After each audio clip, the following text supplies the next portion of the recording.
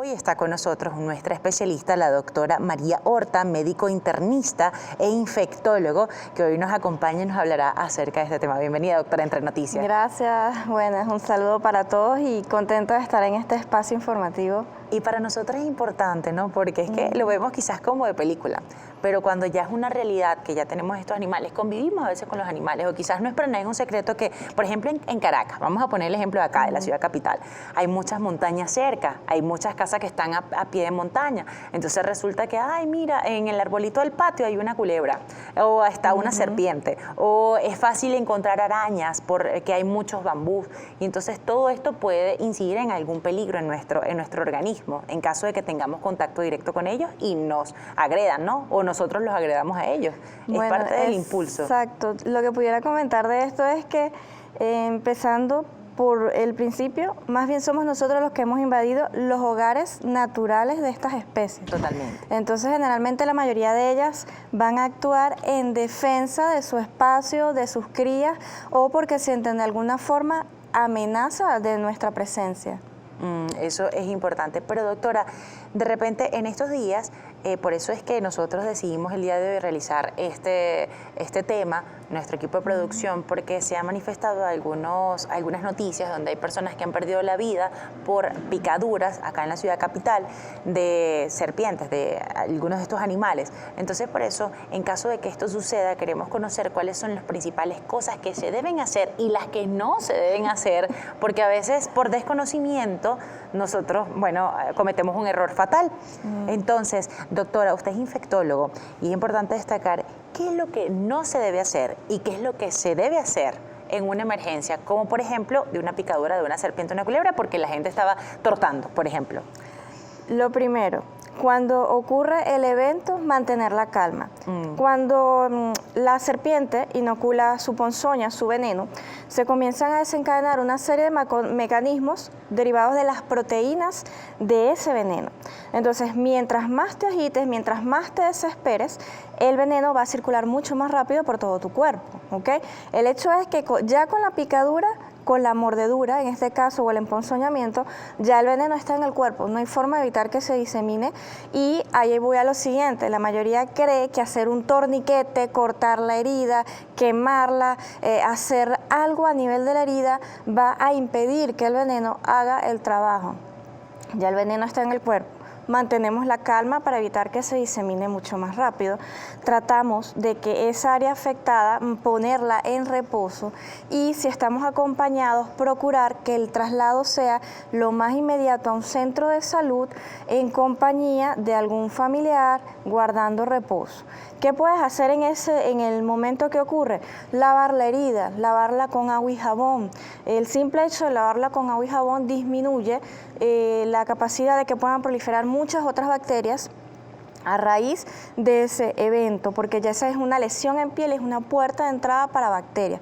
Pero lo más temido no es la infección, sino dependiendo del animal ponzoñoso, que se desencadene eventos tóxicos, ya sean de tipo hemorrágicos, hemolíticos, daño a la estructura muscular, dependiendo de ese agente que inoculó su veneno. Doctora, por ejemplo, ya luego que trasladan a la persona al centro de atención, dicen por allí, por ejemplo, en algunas tierras de nuestra Venezuela, en el estado Bolívar, por ejemplo, dicen mucho los indios que cuando pican la serpiente o pica uno de estos animales, ellos agarran la serpiente. Obviamente nosotros no vamos a querer agarrar o manipular porque no tenemos el conocimiento de quizás tienen estas culturas ancestrales, pero llevarlas porque esto también ayuda a que, dependiendo cuál sea el animal, se puede sacar el antídoto para esta picadura o mordedura. Más que por el antídoto, es realmente para identificación del espécimen y poder aplicar el antídoto correcto. Hay varias formas de decirle, el antiveneno, el suero antiofídico. Entonces, dependiendo, para distintos tipos de animales ponzoñosos se tiene un antiveneno, un suero específico que va a ayudar a neutralizar las toxinas que ya están en circulación. Y cabe destacar que muchos de estos sueros son obtenidos a través de la inmunización de los caballos. O sea, se obtienen las inmunoglobulinas de los caballos, que ya son inmunes a ciertos venenos, y Por eso es que pueden ocurrir eventos como respuesta incluso anafilácticas o enfermedad del suero, que es consecuencia de la administración, en este caso del suero antiofídico. Doctora, toca un punto, anafiláctico, ¿qué significa conceptualmente? Es una respuesta inmunológica de tipo de hipersensibilidad que es inmediata. Cuando hablamos de anafilaxia estamos hablando de una respuesta inmunológica tan potente, tan severa, que ocurre en cuestión de minutos a pocas horas del elemento identificado como un antígeno para el cuerpo. ¿Nuestro cuerpo cómo puede reaccionar ante una mordedura o picadura de este tipo de animales? ¿Cuáles pueden ser los primeros síntomas? Usted bien dice al principio que uno entra en colapso, es verdad. Uno le da angustia porque lo primero dice, me voy a morir quizás por esto. Ahora, ¿cuáles son otras de las cosas que pueden pasar? Por ejemplo, si la persona se pone nerviosa, no guarda el reposo entre la espera que se traslade al centro de atención, todo eso va a favorecer a que el veneno se disemine mucho más rápido. O sea, la mayoría en estos eventos lo que va a ocurrir es el desencadenante fatal si la cantidad de veneno inoculado es elevada. Esto es otro elemento, dependiendo de la madurez del espécimen, dependiendo del tipo de veneno que produce, o sea, de la especie, si ya se alimentó recientemente o no, y si son, por ejemplo, la Mapanares, a diferencia de la coral, que la Mapanares es más agresiva, por lo cual su mordida es más efectiva. Si es la coral o si es la coral, exacto, que llega y ella tiende a ser más bien pacífica, ella tiende a irse. O sea, todo esto va a modificar de que sea más efectivo y mayor o menor la cantidad del veneno. Entonces, la Mapanares es venenosa, pero el veneno, por ejemplo, de la cascabel y de la coral es mucho más potente. Pero ¿qué ocurre? La Mapanares es más agresiva y su mordedura es tan eficaz por el tipo de colmillos que tiene, que hace que, o sea, el hecho de ya poder morder más fácilmente va a inocular el veneno. Entonces, por la agresividad es que son más peligrosas y es más frecuente que sean ellas las atacantes. Perfecto. En Venezuela encontramos entonces por lo general este tipo de situaciones, pero no solo de culebras, doctora, o de este tipo de serpientes, sino también, por ejemplo, están las arañas, que también pueden tener que son un poco más comunes quizás en la casa, y por ejemplo también encontramos los alacranes. Existen varios tipos de alacranes que podemos encontrar que se meten quizás por los ductos de electricidad, y entonces los vemos en algunas partes dentro de las lámparas. Entonces, ¿cómo también se puede manifestar dentro de esto el cuerpo? Hay que tener cuidado en este aspecto, es buenísima tu pregunta, porque a veces uno se confía de que no, si me pica algo lo voy a sentir. Dependiendo de la especie de araña venenosa, ponzoñosa o del escorpión, puedes incluso hasta no sentir, no darte cuenta en el momento de la picadura. Entonces pueden pasar horas que son valiosas desde ese momento que se pudo haber actuado hasta que te des cuenta de que hay un entumecimiento, de que hay toda un área afectada. Claro, estos emponzoñamientos o estos accidentes por este tipo de animales ponzoñosos, las arañas y los escorpiones, suele ser mucho más peligroso en los niños. Generalmente los extremos de la vida, los niños, los abuelitos, y mientras el lugar de la picadura sea más cerca del cuello y de la cabeza, algunos tienen neurotoxinas que actúan a nivel de la transmisión nerviosa, entonces pueden tener efectos mucho más severos.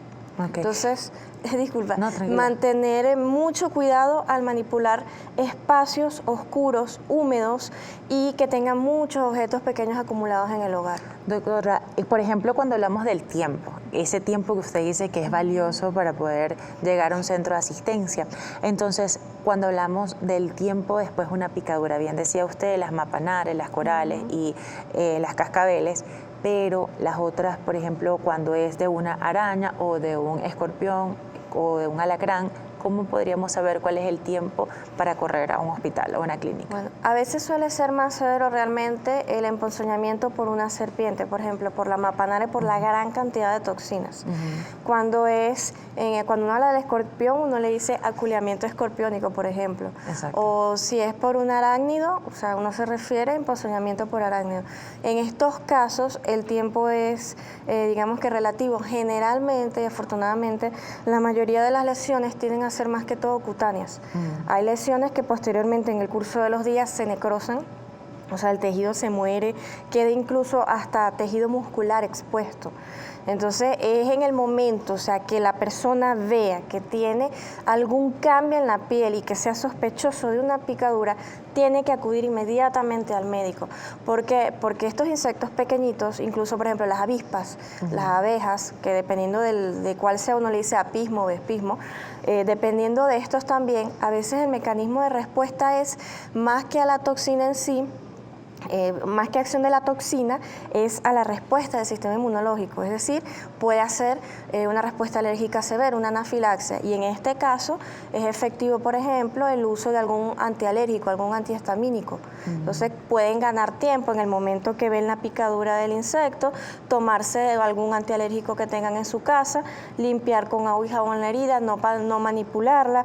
Si sienten mucho dolor o si hay mucho edema, el edema es la hinchazón, colocar frío local, pero o sea, procurando no hacer mayor manipulación, ni morder, ni chupar, ni hacer nada en la herida que pueda más bien contaminarla. Fíjese que usted está dando un punto importante, porque por lo general las abuelas siempre decían, colóquese, si le picó un animal y se le inflama, entonces, a veces se hacen hasta una celulitis, ¿no? Entonces, de repente, agarre y póngale calor, o agarre el mentolcito con la cucharilla y lo coloca allí para que eso pueda drenar. Y usted dice algo importante, el frío. ¿Qué realmente en este tipo de casos tenemos que usar? ¿El frío o el calor? Porque el calor es un conductor de bacterias.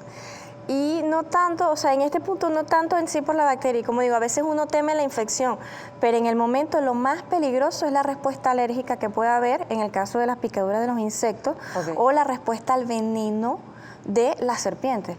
El frío, porque el frío es la clave en el caso de este tipo de accidentes ponzoñosos, porque el principal mecanismo de respuesta en el cuerpo a todo lo que está inoculando el animalito es vasodilatación en algunas partes. Entonces, la vasodilatación permite mayor difusión de las toxinas. Las toxinas son múltiples proteínas que van a destruir los tejidos. Con el frío se puede tratar tanto de aliviar el dolor como de disminuir la reacción inflamatoria local.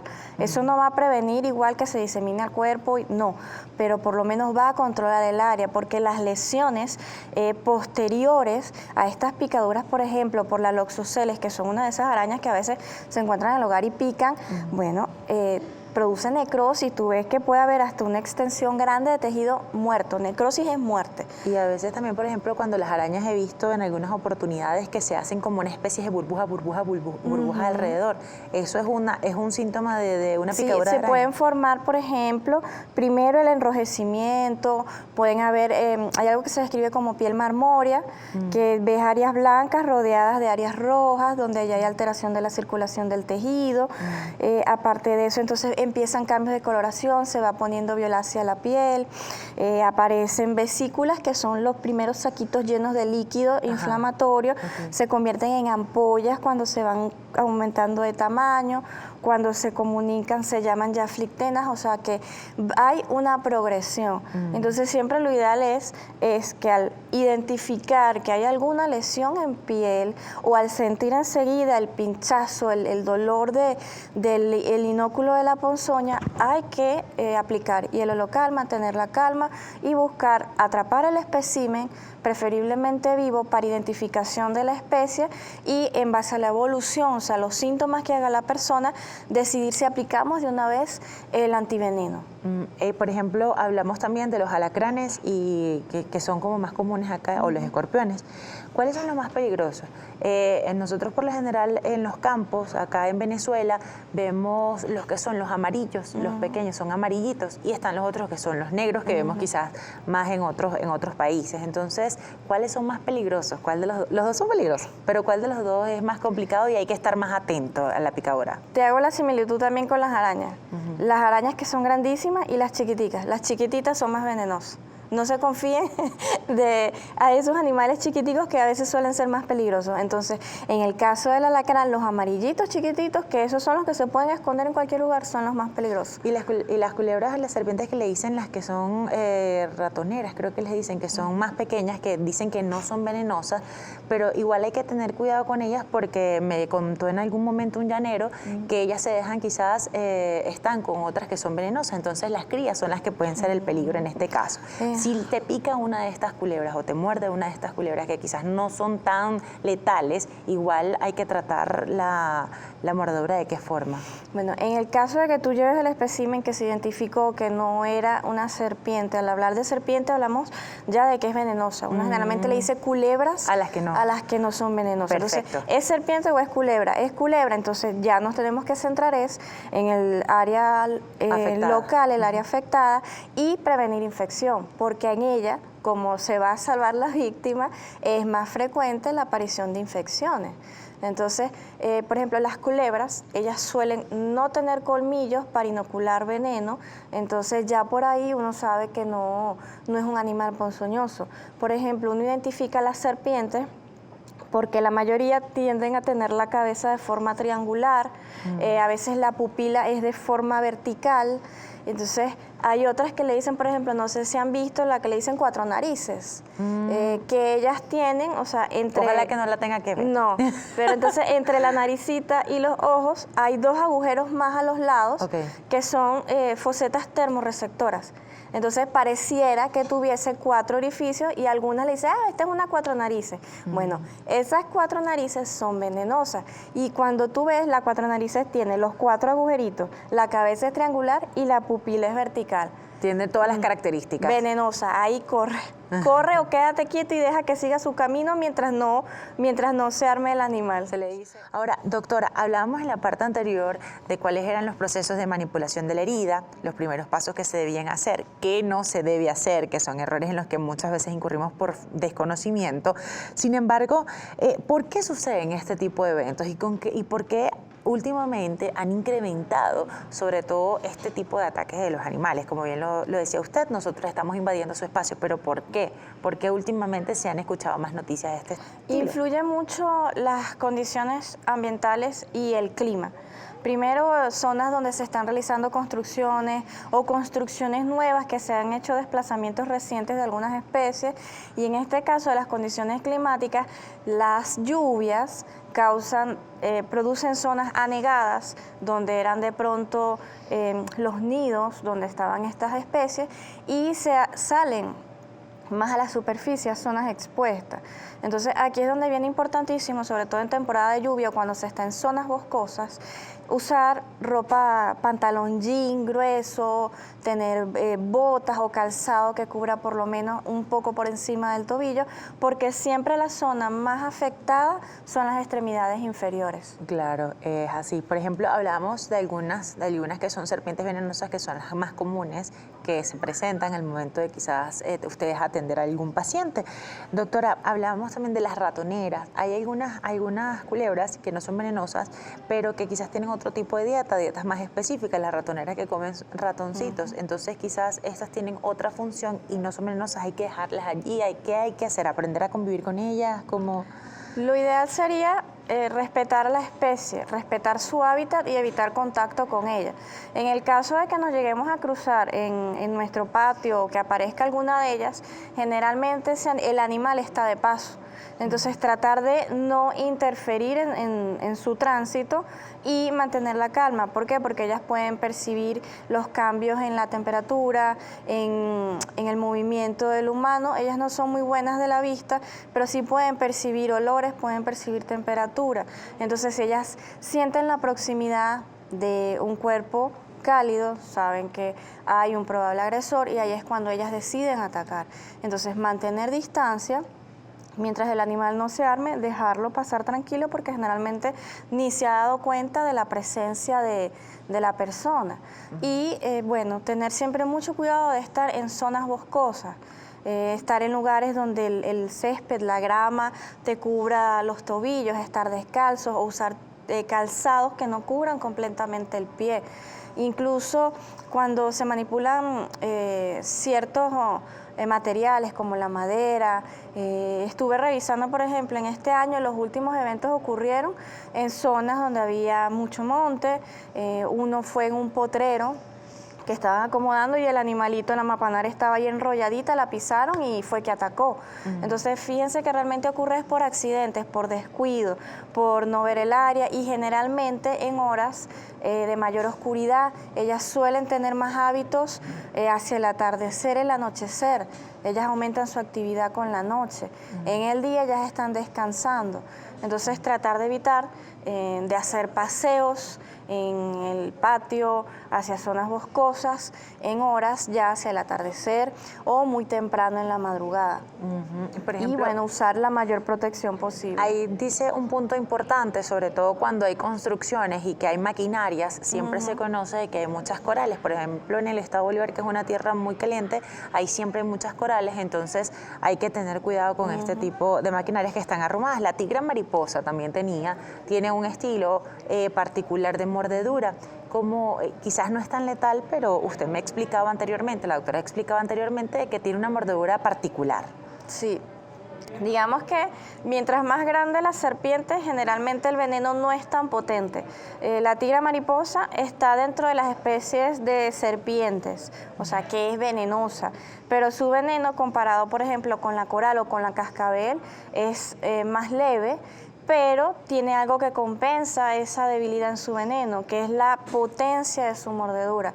La tigra mariposa, de hecho, está dentro de las serpientes venenosas más grandes y por ende es tan grande que la herida, cuando ellas producen la mordedura, al inocular la ponzoña también desgarran el tejido. Entonces ahí es donde de pronto, si la persona sobrevive al veneno, que muy probablemente lo va a hacer, va a tener consecuencias de atrofia, lesión importantísimo del tejido por la pérdida. Hay personas que necesitan incluso hasta un injerto de piel porque la destrucción del tejido fue sumamente importante. Doctora, usted al principio conversaba, aparte de las mordeduras, las picaduras, que muchas veces las personas tienen reacción ante las proteínas que ellas les introducen en el cuerpo al momento de esta acción, ¿no? Entonces, por ejemplo, cuando la persona es alérgica al antídoto o al medicamento que se le esté colocando para evitar el proceso de afección del veneno, en este tipo de casos, ¿qué se debe hacer? Que de hecho, otro de los temas que hablábamos anteriormente, este tema es porque una persona fue picada por una serpiente y fue alérgica más allá del veneno, sino al antídoto que se le presentó. En este caso, ¿cómo se maneja? Yo leí la noticia, fue el emponzoñamiento por una mapanare. Generalmente, cuando no se recibe tratamiento, la muerte no es tan elevada por mapanare, pero sí hay riesgo, como comenté en un inicio, del antiveneno o el suero antiofídico. ¿Por qué? Porque esto viene de inmunoglobulinas de caballos que fueron inmunizados a este veneno.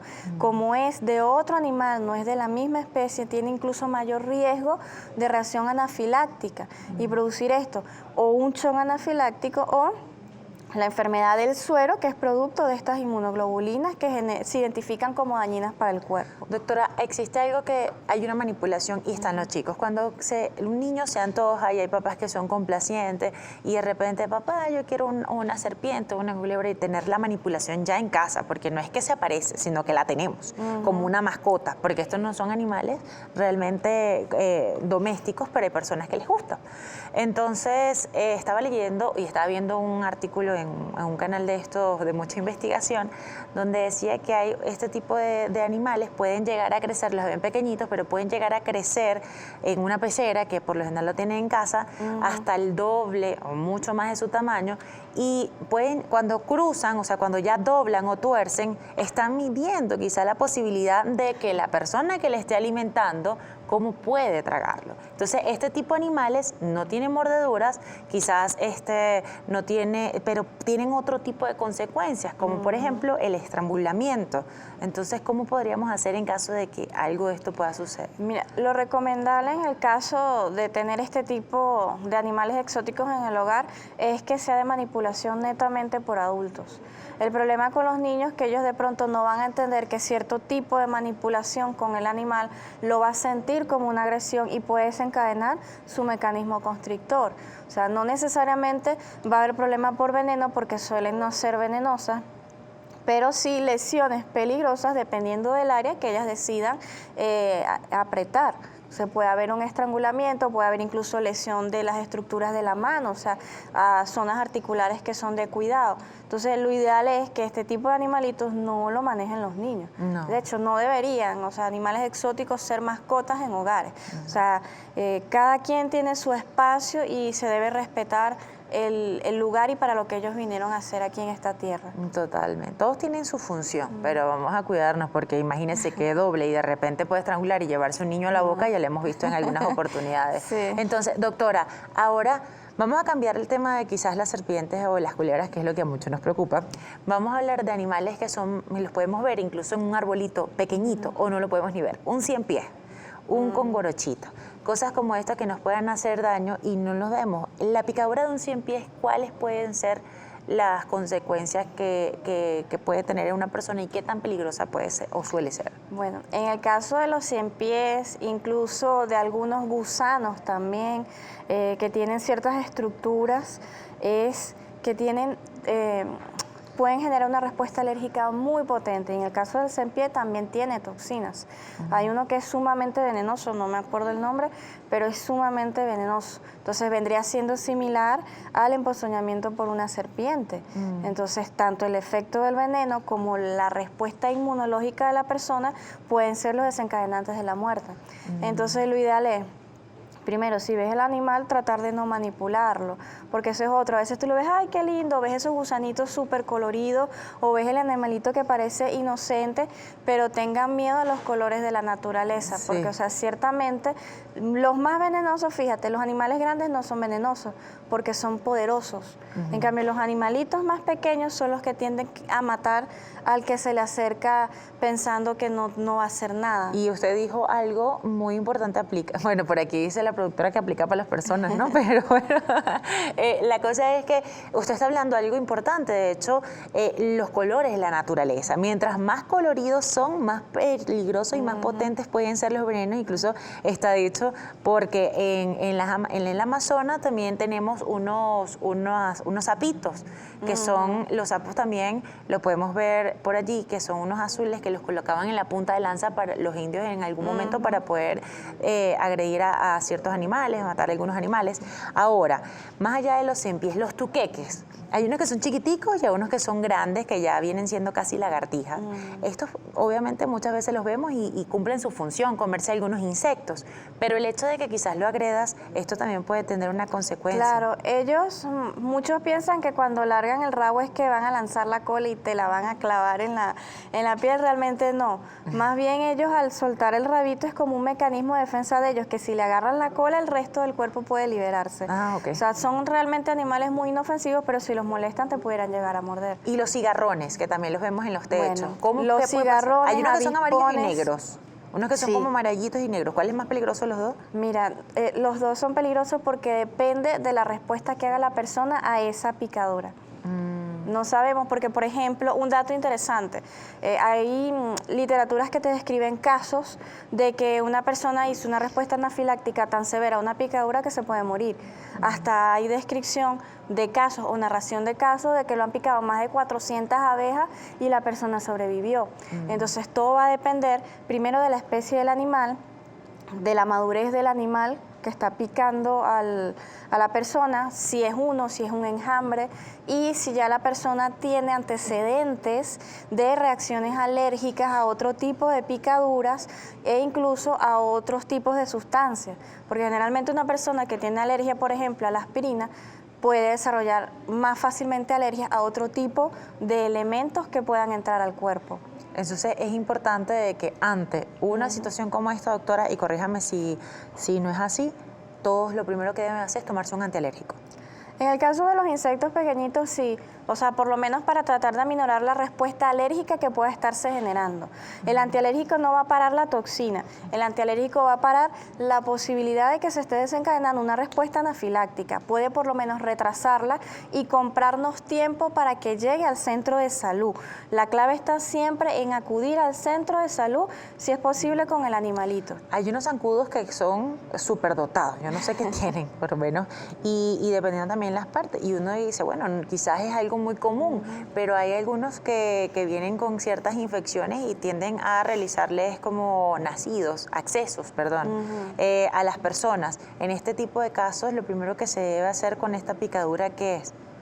En el caso de que se forman los nacidos, que serían accesos, Ajá. cuando eso ocurre no es en sí por la picadura del insecto, es por la respuesta inmunológica de la persona. Recuerden, la piel es un órgano, la piel nos protege de los microorganismos que están en el entorno. Si hay una herida en la piel, a través de esa herida van a entrar tanto bacterias que están fuera de nuestro cuerpo como las propias bacterias de la piel. Entonces, una lesión en piel ya te expone a que se forme una infección, se forme un absceso, se forme celulitis, todo eso va a depender de la persona. Los chipos, que por ahí los conseguimos y quizás también en el entorno sea común y sobre todo en esta época de lluvia, ¿no? ¿Cuál puede ser también la reacción? Bien dice usted que muchas veces las pulgas también que a veces existen en las casas, entonces los animalitos duermen con los perros y entonces las pulgas los pican. Entonces, en ese tipo de casos, ¿qué se debe hacer, doctora, en caso de que Control de plagas. Lo más importante es tratar de hacer el control de plagas, ¿ok? Tenemos mucha suerte en Venezuela de que esas infecciones que se ven por la picadura del insecto, ya sea por la pulga, por la garrapata, generalmente aquí no se ve como se ve en otros países. Y recordando que no es la picadura en sí, sino que en este caso el artrópodo, porque estos insectos son artrópodos, ese artrópodo actúa como vector de un agente causal. Eso ya es otra cosa, ¿ok? Una es la reacción directa en el lugar donde se hizo la herida. Otra es si ese insecto es un vector de algún agente infeccioso per se o si es un artrópodo ponzoñoso, ¿ok? Entonces, es también diferente. En el caso del chivo, por ejemplo, bueno, el peligro del animalito es que les sale más es de noche y el pique es cuando la persona está dormida. Y entonces la picadura en sí no es el problema, es que ese chipo esté infectado del parásito que produce la enfermedad de Chagas. Entonces ya ahí cambiamos, no es un animal ponzoñoso, pero es un artrópodo vector de enfermedades infecciosas y peligrosas para el humano. Hay que agarrar, eso no hay que manipularlo, ¿no? Nada. No, en ese de caso, hecho, sí. si ocurre la picadura, a veces el chipo deja el signo de romaña, que es que pica cerca del ojo y se forma como una pelota cerca del ojo. Bueno, cuando tú sospechas una mordedura de chipo, tú ves el animalito, atrapas el animalito, porque de hecho el animalito también se investiga si es portador del parásito.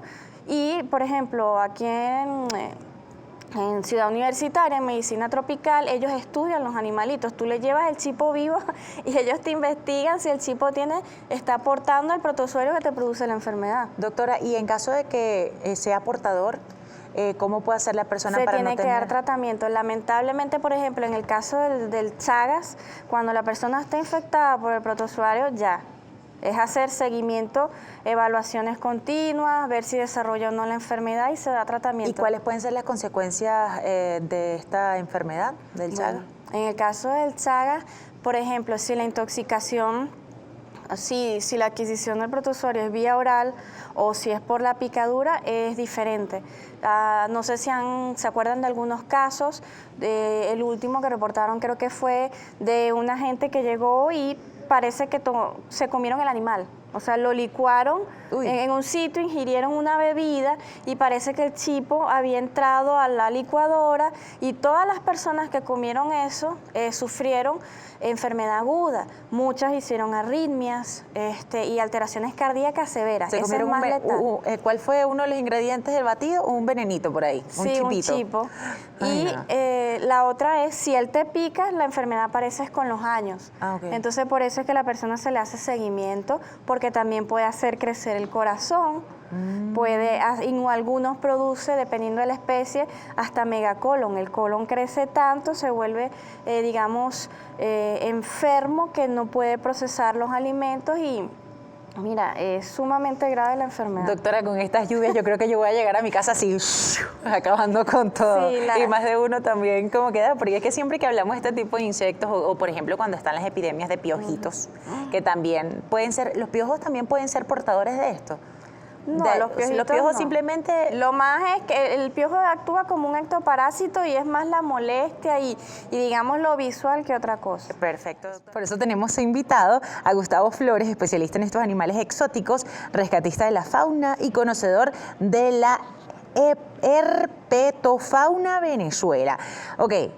Nosotros hablamos en la parte anterior con la doctora de que hay algunos animales exóticos que no deberían estar en casa y yo creo que hoy Gustavo nos va a brindar toda esa información desde su experiencia y su experticia. Bienvenido a Entre Noticias. Gracias por la invitación. Qué gusto tenerte acá y sobre todo porque hay animalitos que quizás tenemos en casa y estamos hablando de estas picaduras y mordeduras y tú nos vas a presentar todo eso. Por ahí viniste con algunos invitados, ¿no? Más adelante los estaremos conociendo. Sin embargo, me encantaría conocer ¿qué es la importancia de todo esto? ¿Resguardarnos nosotros o resguardar el animal en caso de que exista un enfrentamiento de manera casual? Claro, mira, lo que pasa es que el problema viene de hace millones de años, porque Sí. estos animales viven, o vivían donde nosotros vivimos en este momento. Entonces llegan los problemas de que estos animales están en un momento de que están buscando un resguardo y nuestras casas es el sitio ideal para ellas. ¿Por qué? Porque primero le brindamos hospedaje y segundo le brindamos alimentación, roedores, lagartos, insectos. Entonces ellas llegan ahí ocurren los problemas de enfrentamiento entre los humanos y las personas. Las personas piensan que las serpientes son malas, que son animales que nos van a hacer daño, pero no es así. O sea, si tú no le haces daño al animal, el animal no tiene por qué hacerte daño a ti. Las serpientes muerden porque ellas tienen que defenderse, no porque ellas van a morder. Ahora, me gustaría preguntarte algo, y eso lo habíamos hablado también en la parte anterior, antes de que continuemos con relación al tema. ¿Qué opinas tú, como conocedor y como experto en la materia, de las personas que muchas veces agarran y tienen este tipo de animales en cautiverio, como por ejemplo algunas serpientes?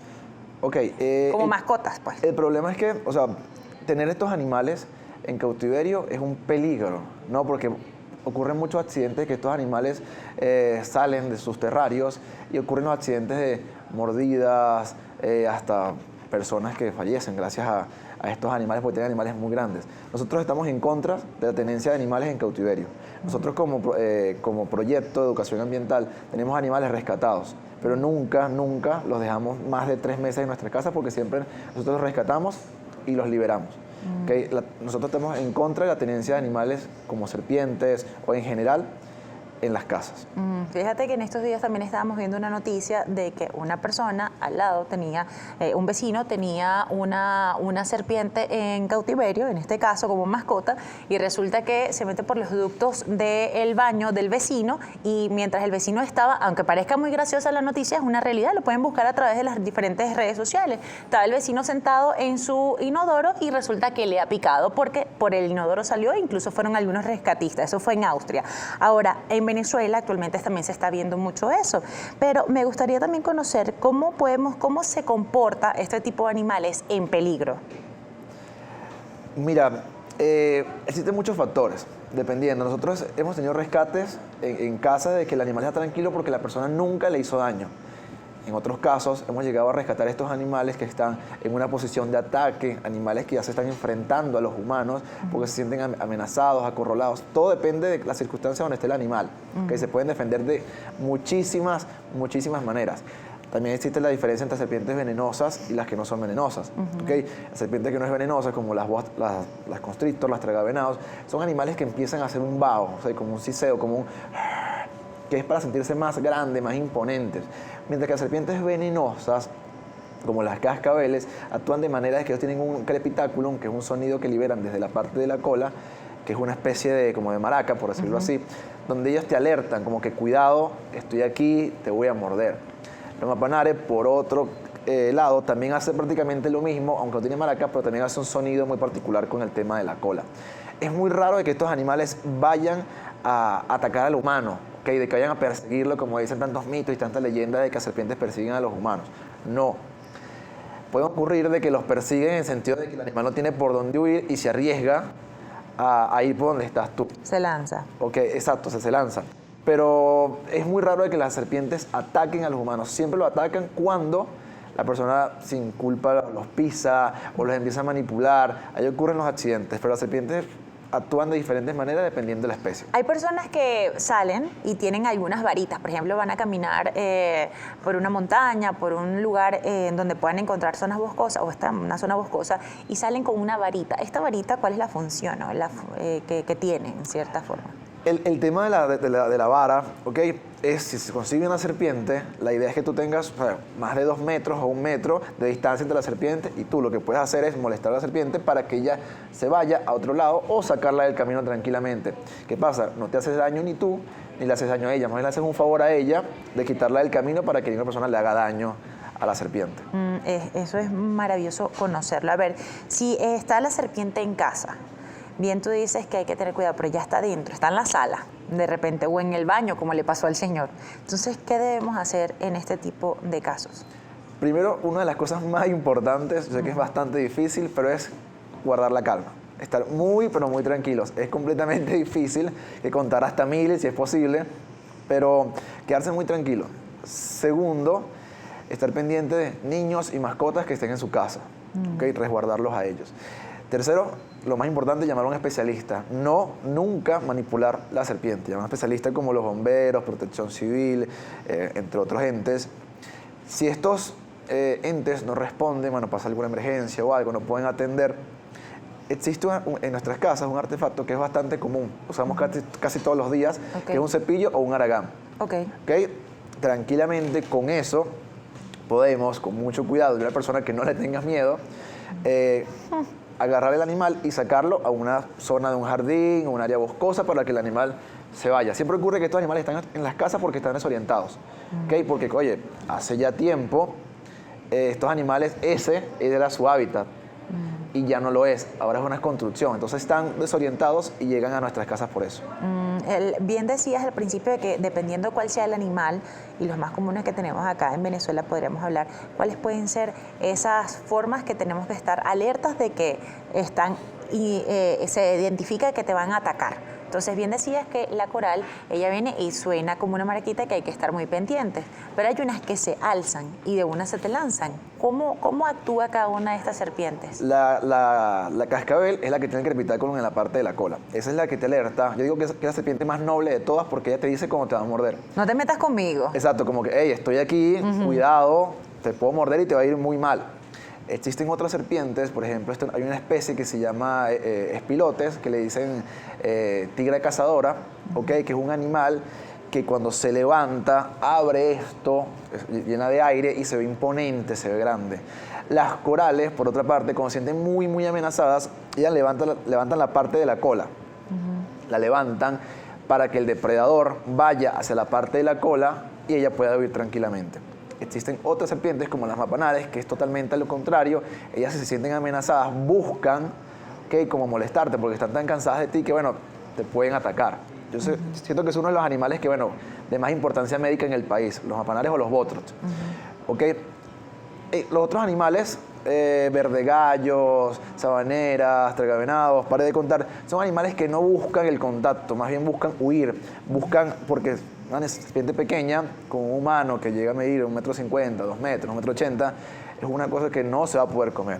Ella sabe, ellos son muy inteligentes, ella sabe que una pelea contigo le va a generar a ella la muerte. Entonces lo que ella quiere es escapar de ese lugar rápidamente para que no le pase nada.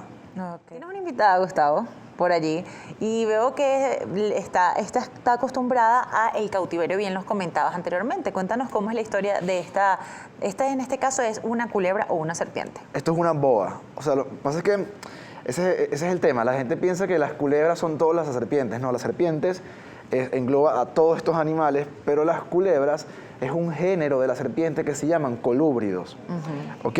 Que le dicen culebras, pues se llaman colúbridos. Ella es una boa, se puede decir que es una prima de la tragavenado, ella es constrictora, ella se llama boa tornasol, su nombre científico es Epicrates maurus. Se llama boa tornasol porque cuando le pega la luz del sol se le pueden ver reflejados los colores del arco iris en todo su cuerpo. Es un animal espectacular. Ella fue la fundadora de nuestro proyecto Gustavo Terrarium. Nosotros la rescatamos, ¿ok? Estaba muy deshidratada, muy pequeña.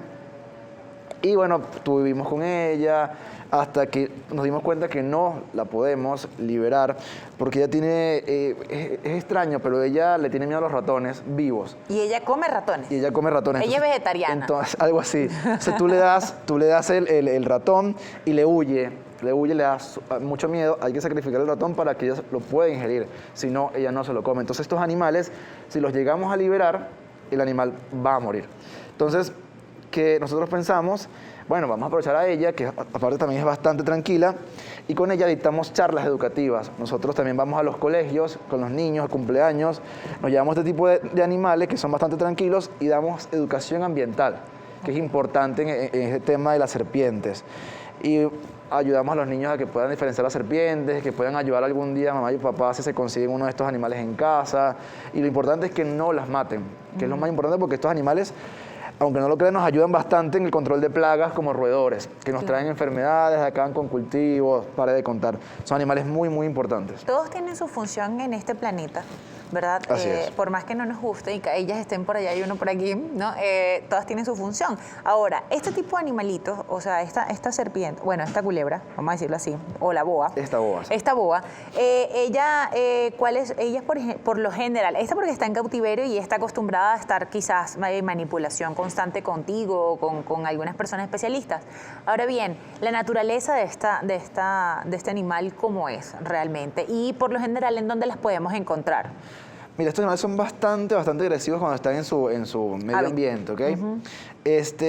Son animales aquí comunes aquí en Caracas, ¿okay? Una de las zonas donde más aparecen estos animales es en el estado Carabobo. En Valencia tenemos muchos reportes de estos animales, pero aquí en Caracas también aparecen este tipo de especies. Ah, perfecto. ¿Y ellas por lo general qué hacen?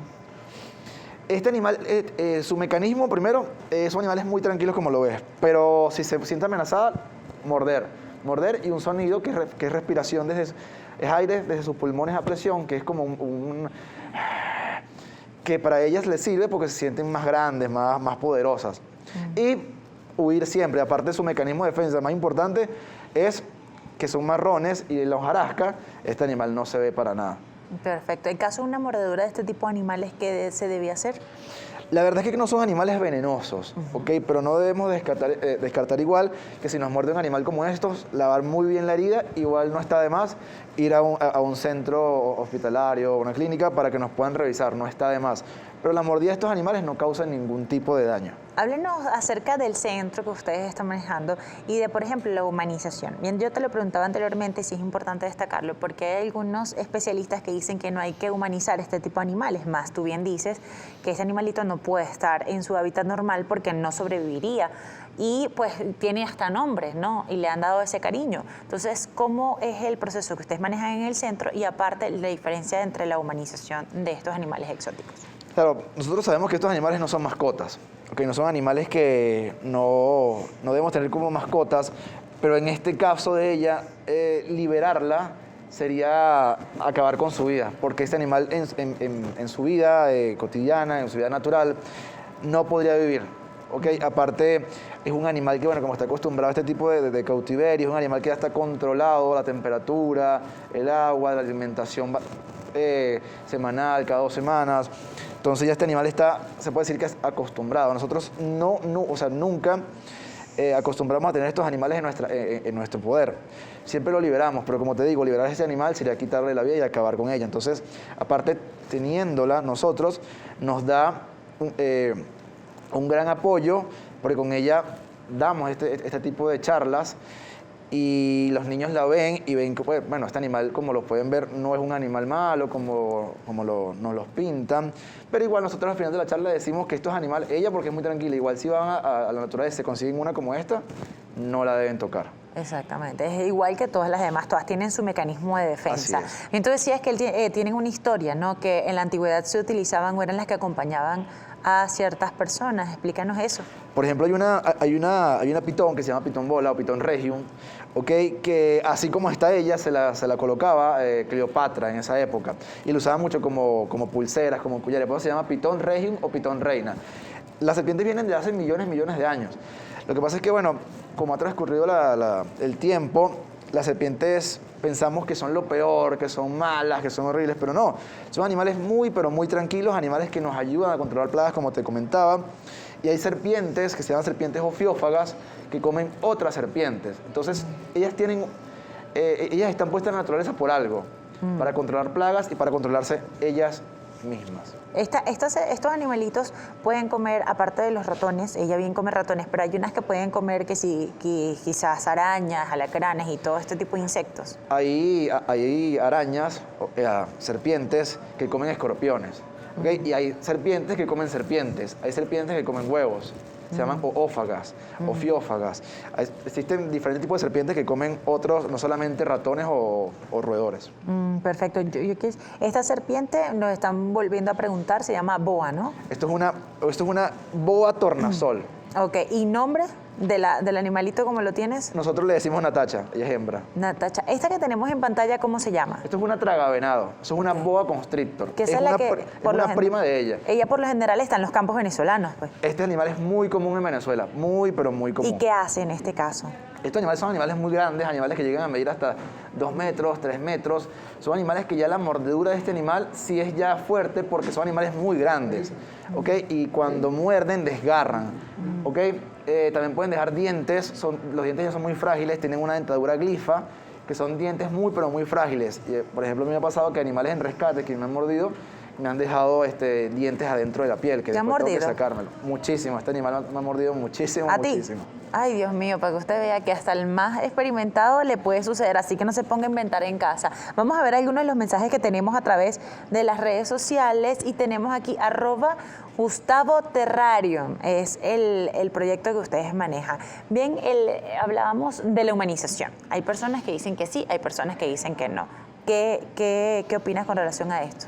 La verdad no debemos humanizarlas. Eso es un término que nosotros tenemos muy, muy bien en nuestro proyecto. ¿Okay? Estos animales no son mascotas, no debemos tenerlas como parte de la familia porque son animales que habitan en estos lugares de hábitat natural.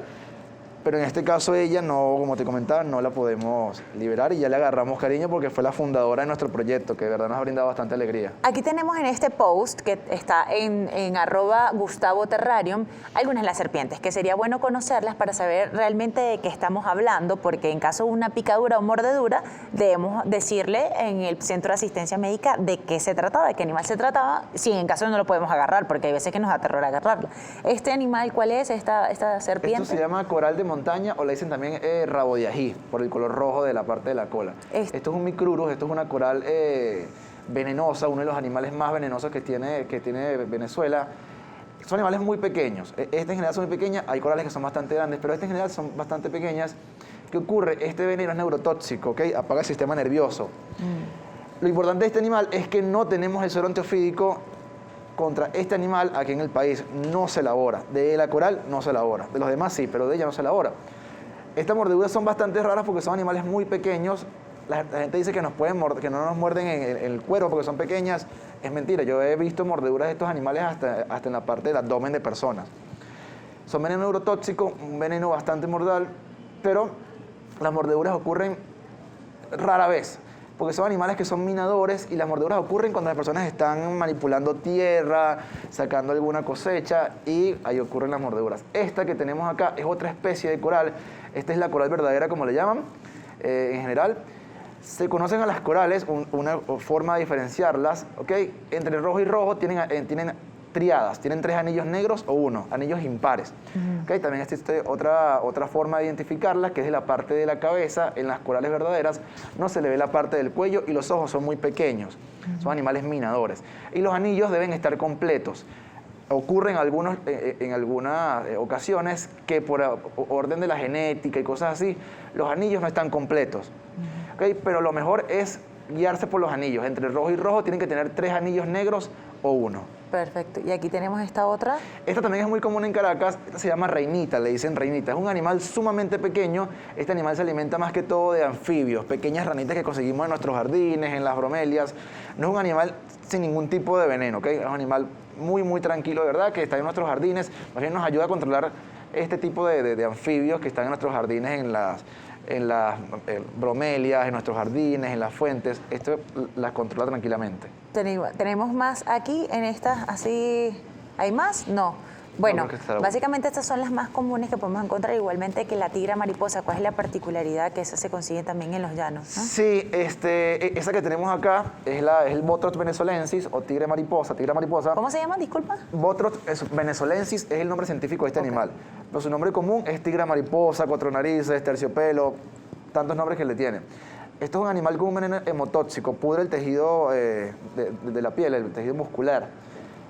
El problema con este animal es que primero, como tú puedes ver la foto ahí, si vamos caminando es bastante difícil verla. Bastante difícil por los verla. colores, se camufla. Exacto, el camuflaje es perfecto.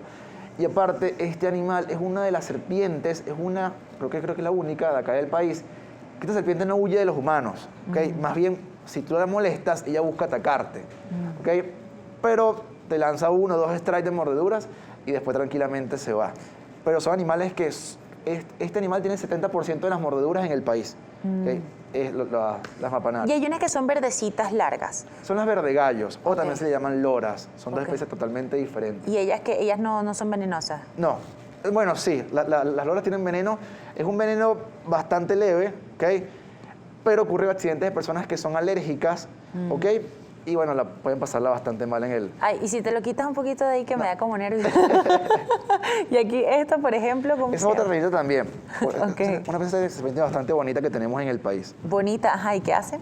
No es venenosa. Este ¿No? animal también controla anfibios, como te comentaba de la reinita. También, es parecida a la reina, es familia de la reina por los Pequeños colores, ¿no? lagartos, sí. ¿Esta cuál es la misma? Es la misma, son fotos igual, son las mismas fotos. Tan bellas que son, ¿no? Pero tanto miedo que dan a muchas personas. A ver, tenemos algunas de estos animales, por ejemplo, están los en pie, y esta verde es la que tú decías. Esa verde, lo que pasa es que esta serpiente no es de acá de Venezuela. Lo que quería mostrar acá es lo que no se debe hacer en caso de una mordedura de serpiente. Ahí podemos ver, las serpientes tienen diferentes tipos de dientes. Por ejemplo, esta verde tiene una dentadura totalmente diferente a la que tengo yo acá. Esos dientes se llaman selenoglifos, son dientes retráctiles. Ella tiene unos dientes aglifos, se llaman, son la boca llena de colmillos, son animales totalmente diferentes. Esto no es un animal venezolano, solo puse la foto para que, bueno, fuera como referencia de qué no hacer en caso de una mordedura de serpiente. Y referencia de este tipo de mordeduras, ¿cuáles de las que nos has mostrado, que son comunes acá en Venezuela, pueden tener este tipo de dientes? Las serpientes venenosas, por general, cascabeles, cuaymapiñas y mapanares tienen este tipo de dentaduras selenoglifos. Me encanta eso de cuaymapiña. Yo creo que a más de una le han puesto ese nombre. Es cuayma y fastidiosa, imagínate. ¿Por qué? ¿Qué tiene esa cuaymapiña? Pues hace que el venezolano se haya por otras partes, pero la gente no sabe que la cuaymapiña es una serpiente venezolana. La tenemos acá, la Quesis muta, que es el nombre científico. Este animal, hace ya tiempo, en un simposio internacional de serpientes, nombraron como la serpiente más bonita porque es un animal impresionante, un animal bellísimo, y la pusieron como la serpiente más bonita del mundo. ¿Okay? Entonces, bueno, una persona, como tiene un veneno bastante particular, una persona quiso decirle a su esposa que era una cuaima y ahí se quedó. Pero cuando le digan cuaimas a las mujeres, siéntase orgullosa de ser una cuaymapiña, la serpiente más hermosa del mundo. Bueno, por eso dicen por ahí las venezolanas. ¿Por qué las serpientes cambian de piel? Las serpientes, bueno, ella es una boa arcoíris, es una prima de ellas. Esto es una epícrates, igual que esto, una epícrates. Las serpientes cambian de piel porque ellas, es como nuestra ropa. Nosotros no nos ponemos una ropa que tengamos de cuando teníamos un año. ¿Okay? Las serpientes cambian de piel mediante ellas van creciendo. ¿Okay? Ellas crecen y necesitan cambiar de piel para sacarse esa piel que tienen que ya no les sirve.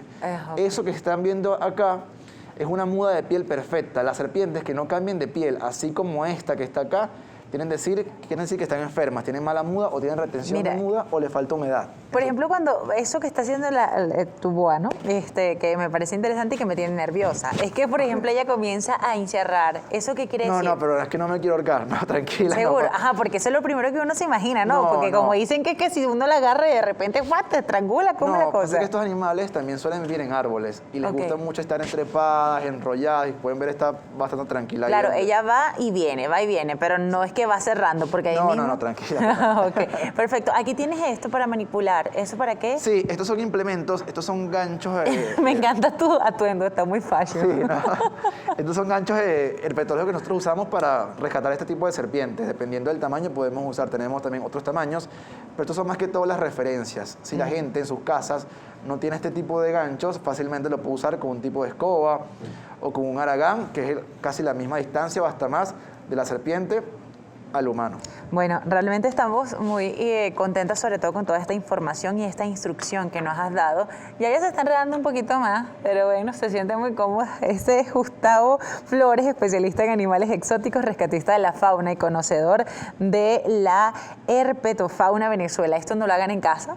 Gracias. Y también, pues bueno, en la prevención ante la resistencia de animales silvestres en nuestro hogar y lugares. Entonces, ¿qué recomendación le puedes dar a todas las personas que nos estén viendo? Sobre todo, pues bueno, ya como último punto.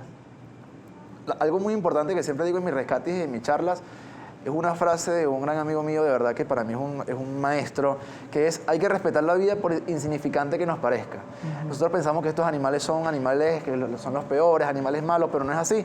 Debemos darle una oportunidad a la vida, y estos animales que son tan increíbles, que tienen millones de años antes que nosotros en su hábitat. Así que, aunque suene feo, hay que aprender a vivir con estos animales, ¿okay? Porque cada día estamos más cerca de que estos animales queden completamente sin hogar. Y bueno, como decía, respetar la vida, que es lo más importante. Estos animales nos traen beneficios, como es estos animales acaban con roedores, que traen enfermedades, y pare de contar. Todos tienen su...